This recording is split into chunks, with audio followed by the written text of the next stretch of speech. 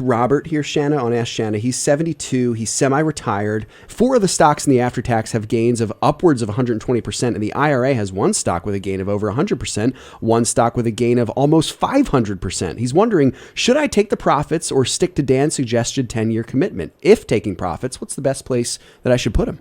So I know a lot of times we get hung up on the tax question because if it's in an after-tax account and you sell it, then you could potentially have to pay some taxes on it.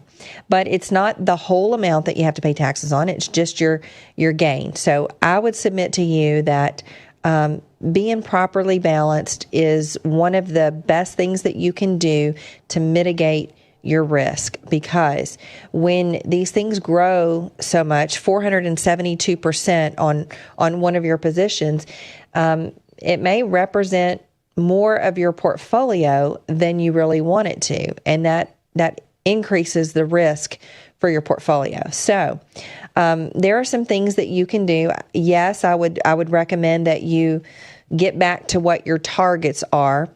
And there are some wise ways that you can do that. So the first thing is, if you've held them for at least a year and a day, that puts you in a much favorable tax circumstance. So you would only have to pay long-term gains on those profits rather than short-term, which is whatever tax bracket you're currently in. So if you're not quite to a year, you might want to get to that point. If you're in the 12% tax bracket, there's a 0% capital gains rate that applies to you.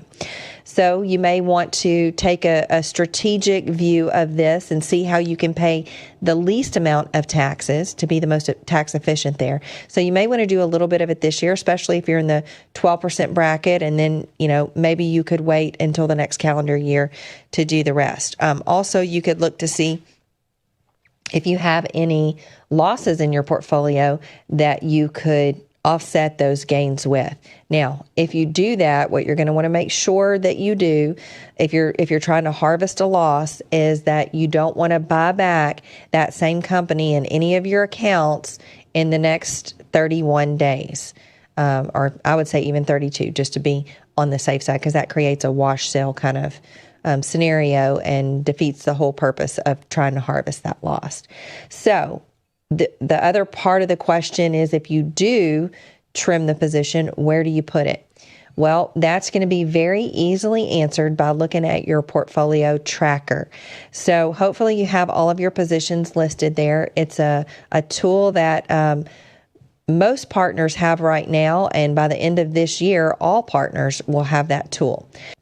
But you get all of your positions posted there, and then you go to the output page, and it's going to show you a bar chart. It's going to show you in yellow what your targets are, and it's going to show you in a black or dark blue color where you actually are. So it's going to give you a really quick roadmap to what you need to trim and where it needs to go. So it's going to be in the sectors that you're underweighted in that you're going to move that money to, and then you just go to the buy list and you pick something from the buy list in the particular sector.